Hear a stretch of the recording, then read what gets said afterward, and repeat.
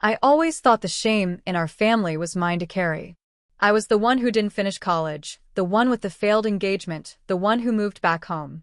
But when I opened that shoebox buried in the attic, the story changed. What I found inside still makes me question who really paid the price. Before I share what happened next, hit subscribe and let me know in the comments where you're listening from. I wasn't supposed to be up there. My mom hated anyone touching the attic. Dust, spiders, and bad memories, she used to say. But she'd broken her foot in late September, and I'd offered to haul down the fall decorations. I was 34, back living at home after a pretty humiliating breakup. Helping out gave me something to do besides scroll real estate listings I couldn't afford. There, behind the bins of plastic pumpkins and the chipped nativity set, was a shoebox I'd never seen before. It was wrapped in an old Kroger bag, tied off with yellowed twine. On the lid, in fading pen, M. Callahan. 1952, private. Callahan was my grandmother's maiden name. I paused. The handwriting was precise, like someone trying too hard not to shake. I almost put it back.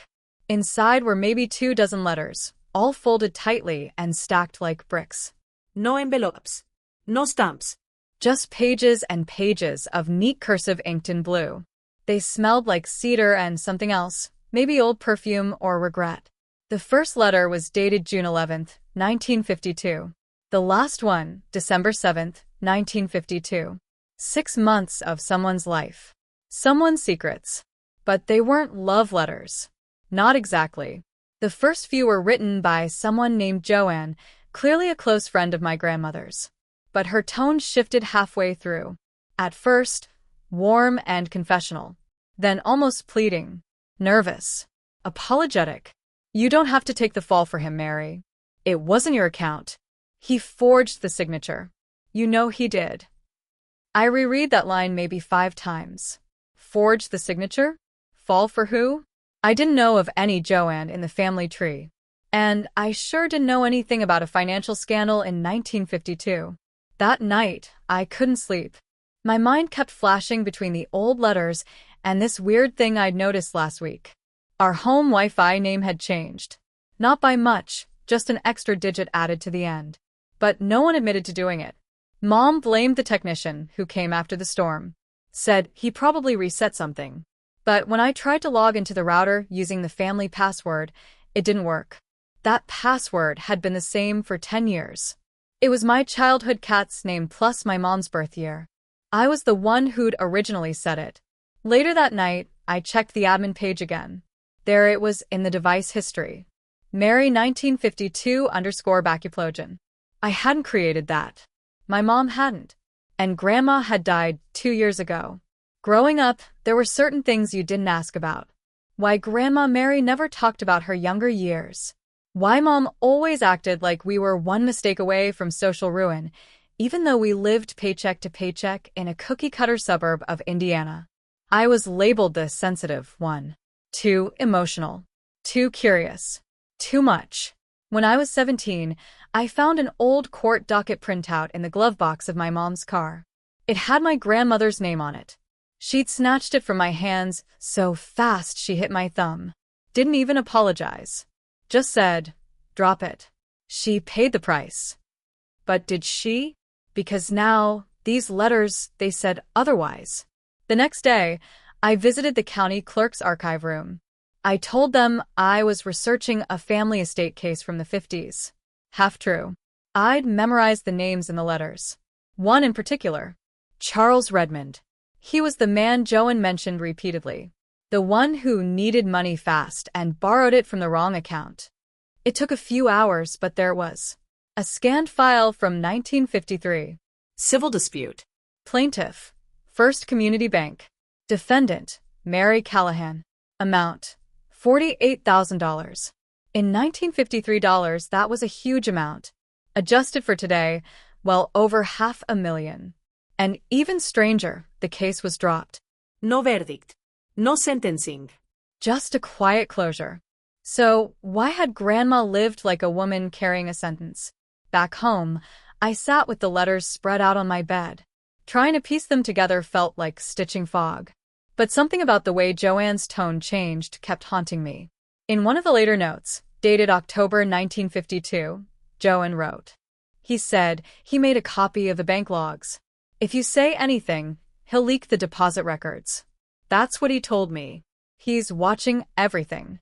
That same evening, as I closed the blinds for the night, I passed by our front door and glanced at the Ring camera. It blinked. Once. Just a subtle flicker, like it restarted. I opened the app. No new footage. Just the same 12-hour loop. But I swore I saw myself walk past twice. From 2 different angles. I didn't say anything to my mom. I just locked the door. Later that week, a text came from a number I didn't recognize. "Stop digging. You'll only find what she buried for a reason." No name. No context. Just those 12 words. I froze. Deleted it. Blocked the number. But when I checked the block list, it wasn't there. That night, the Wi-Fi glitched again. The network name had changed. Now it read, "Joanne said too much." I kept telling myself it was just a coincidence. The camera glitch, the texts, the Wi-Fi names. But deep down, something didn't feel random. It felt curated, like someone was playing memory against memory, and I was losing. I read through the letters again, this time slower. One had a folded bottom corner. I hadn't noticed that before. It was dated November 2nd, 1952, and unlike the others, it had been written with a different pen. Darker ink, shakier strokes. "He came to the house last night. I told him I burned the documents. I didn't. I couldn't. Mary, I don't trust him anymore. I don't think you're safe." That line made my throat tighten. I flipped the page over. Nothing on the back. But I held it up to the light and there it was. Impressions. Someone had pressed hard enough on the page above it that it left faint indentations. I traced over them with a soft pencil. "If anything happens, check the lining in the blue coat." The coat was still in the basement closet. Grandma Mary's long navy wool coat with the velvet collar. She used to wear it to church in winter. My mom hadn't touched it since she died, said it smelled too much like her. Whatever that meant. I checked the inner lining. Nothing at first. But then, in the side seam, my finger caught something. A tiny pocket, hand-sewn shut. I ran to get scissors and snipped it open. Inside was a USB thumb drive. Silver. No marquines. I just stared at it. Who hides modern tech inside a coat from the 1950s? I plugged the drive into my laptop. It took a few seconds to load. There were only 2 folders. One called Deposit Records 1952. The other, For Elise. That's my name. The second folder was password protected. The first, dozens of scanned images. Ledger sheets. Names. Signature log. Cross-outs. But one thing jumped out. Charles Redmond had accessed 3 separate accounts under Mary Callahan's name. But the signatures didn't match hers. I could tell even with an untrained eye. The loops were too high, the R's were wrong, and the slant leaned left. It was forged. Exactly like Joanne had said in the letters. I tried a few passwords for the For Elise folder. My birthday. Grandma's. The cat's name. Nothing worked. Eventually I typed, "Shame is not yours," a phrase Joanne had repeated in one of the letters. It opened. Inside, one video file, titled simply, Confession MOV. I clicked play. It was grainy, like it had been recorded on a cheap webcam. Grandma Mary sat at the kitchen table. Same table still in our dining room. She looked older, maybe early 70s. Hair in a loose bun. Glasses perched on the tip of her nose. She didn't speak right away. Just looked into the camera with that sharp, quiet sadness I remembered from childhood. Then she said, "If Elise is watching this, then I'm gone. And I'm sorry." I should have said something sooner. I should have told you everything. But I thought I was protecting you. Like I thought I was protecting him. Charles wasn't just a con man. He was your grandfather. I paused the video. I'd grown up with the story that my biological grandfather died in a car crash before I was born. I knew Grandma remarried in the 70s. My step-grandfather, Bill, Sweet man. always smelled like pipe tobacco and root beer. But Charles? That name was never mentioned. Not once. And now here she was, calling him a con man. A fraud. My blood. When I hit play again, her voice had grown smaller. He forged my signature to cover his gambling debts. He used me. Then he threatened me when I tried to come clean. Joanne helped me. She hid documents. She was brave, too brave. That's why she disappeared. I stopped breathing. Disappeared? I Googled Joanne Langford, Indiana, 1953, and found a single archived newspaper scan. Local woman reported missing after planned testimony in bank fraud case. No foul play suspected. No body recovered. No follow-up article. No update. Just gone. And guess who the case had been tied to? Mary Callahan. But Grandma said she didn't testify. The case had been dropped. Joanne never made it. And Charles? Vanished from record. Not a single photo. Not a single obituary. Just receipts and shadows. The next morning, I noticed something strange on my phone. The For Elise video file had synced to my cloud account automatically. Except, I never set it to auto-sync. And under recent viewers, someone had already watched it. IP address: Atlanta, Georgia. I live in Indiana. I don't know anyone in Atlanta. I checked my Google account activity. There were 3 logins I didn't recognize. All within the last 2 weeks. All using different devices. One of them had downloaded every document from the USB folder. And that wasn't the worst part. One of them had activated the microphone. At 2:47 a.m. while I was asleep. I deactivated everything. Changed all my passwords. Bought a physical firewall adapter. And for a while it felt like things had calmed down.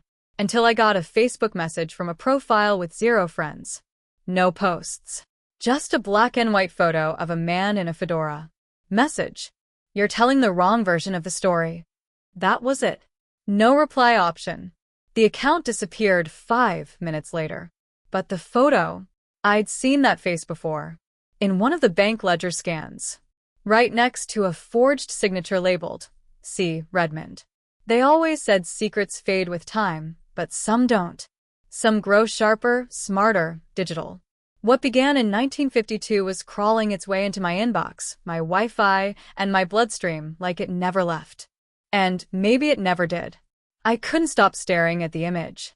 The man in the profile photo had slicked back hair, sharp cheekbones, and a permanent smirk. The black and white quality was too crisp to be a casual upload.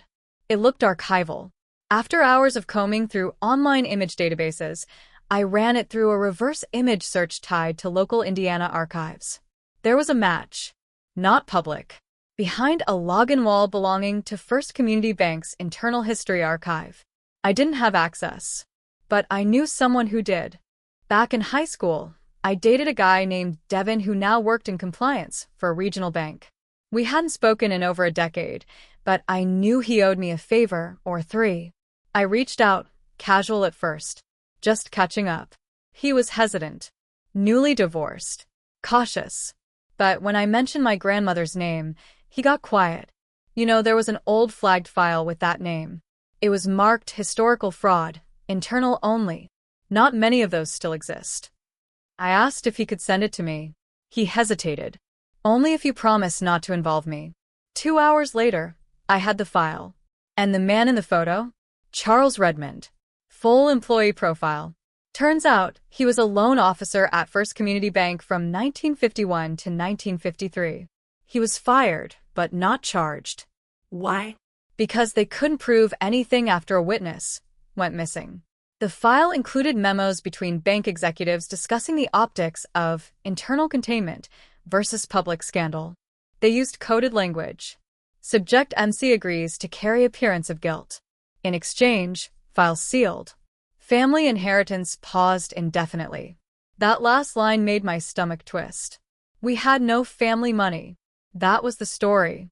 Grandma always said, we're not poor, we're just clean broke. But what if that wasn't true? What if $48,000, adjusted for inflation, was never truly gone, just frozen? And what if someone was still collecting interest? That night, I checked my credit report on a whim. I hadn't done it in a while. I didn't want to face the reality of my student loans, medical debt, and failed side hustles. But something was nagging at me. Under associated accounts, there was a name I didn't recognize. Elise R. Callahan, my first and middle name, plus my grandmother's last name. Not mine. Not legal. But somehow linked. And under that name, a trust account. Opened in 2009. Active. I clicked into the details. It was with a boutique firm in Atlanta. Same city where the IP address traced back to. Same name as the man who watched the video file. It made no sense. I never opened that account. But it used a variation of my social security number, just 2 digits off. A stolen identity.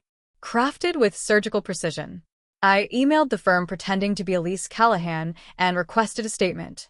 They responded the next day with a full report attached.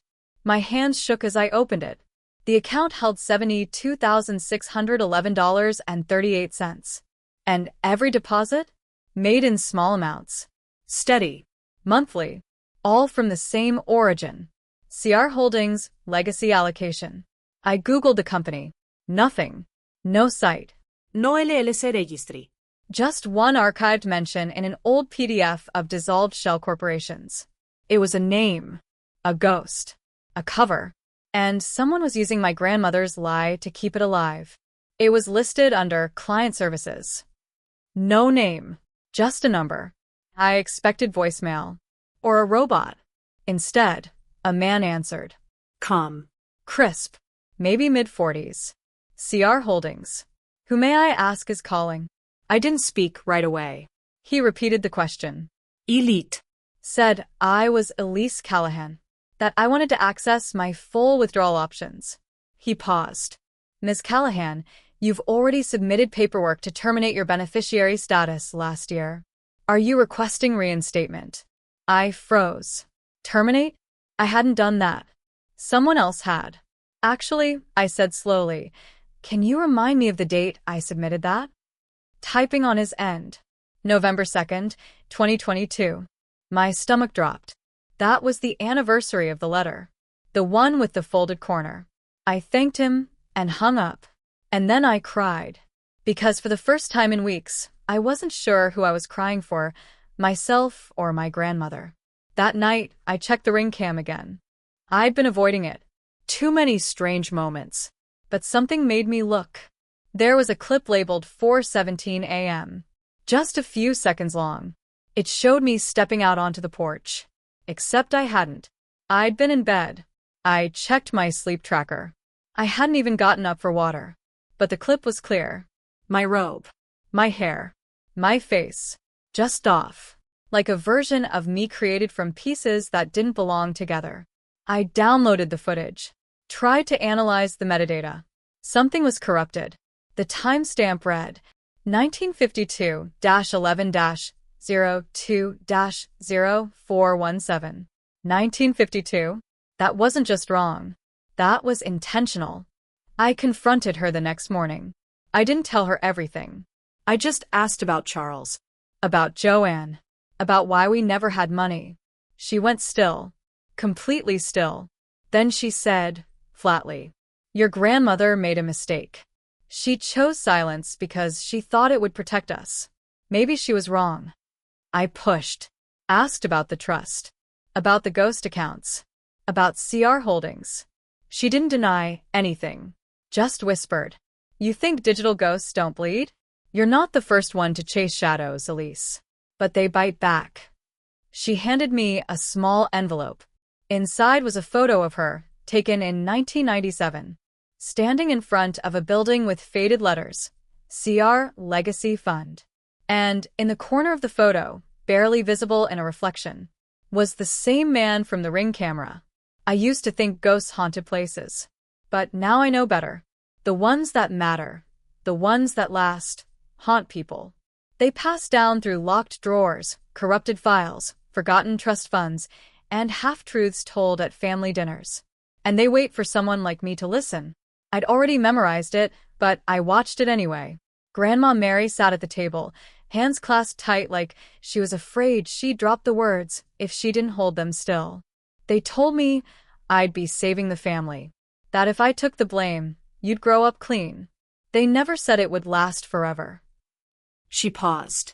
Charles said I'd never prove anything, that the records were buried, the files locked, and Joanne wouldn't talk. But Joanne did talk. And then she disappeared. A long breath, one tear, and then, if Elise is watching this, find the key. The real one. It's not digital. It's not in a file. It's where the lie started. In his hands. I hit pause. And I knew exactly where to go. First Community Bank had merged 3 times since the 1950s, but the original building was still standing. Now it was a historical site used for public tours and small events. I booked a tour slot under a fake name. The guide was a friendly retired teacher who told stories about Prohibition money and vault blueprints. I barely heard him. I was scanning the walls, the floors, the desk.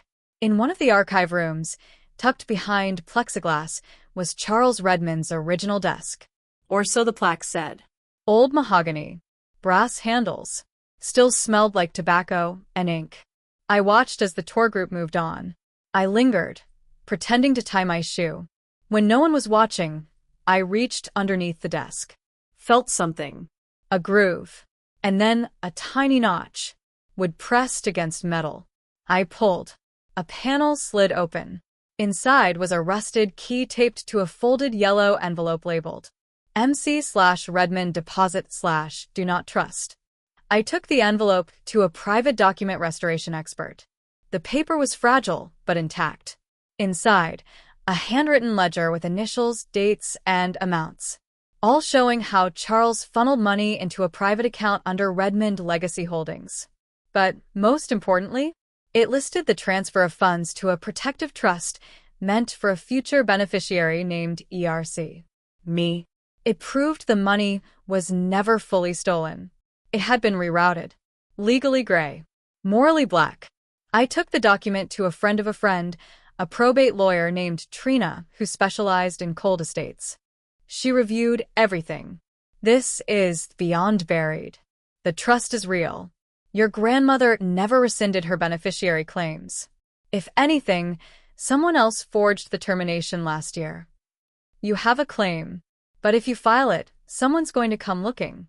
Because that means someone's been misusing this for decades. Someone alive. I didn't post online.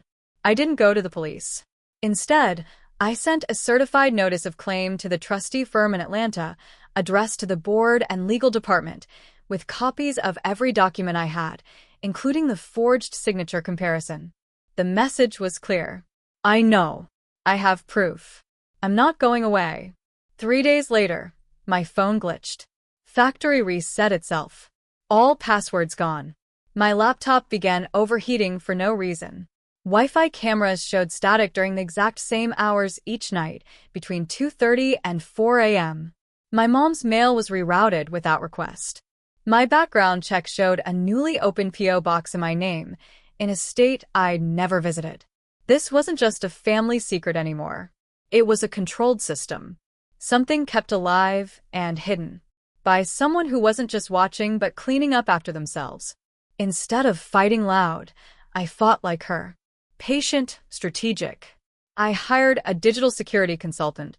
We traced the camera hacks to a local network, piggybacked onto a neighbor's smart TV. Planted. Deliberate. The thumb drive had been compromised weeks ago. A clone had been made. I changed everything. New devices. No cloud access. In-person meetings only. Document copies stored in multiple banks. And then I sent one last letter, in my own handwriting, addressed to the firm behind CR Holdings. It read, "This ends with either a court filing or a settlement. I'll give you a choice, the way Charles never gave Mary."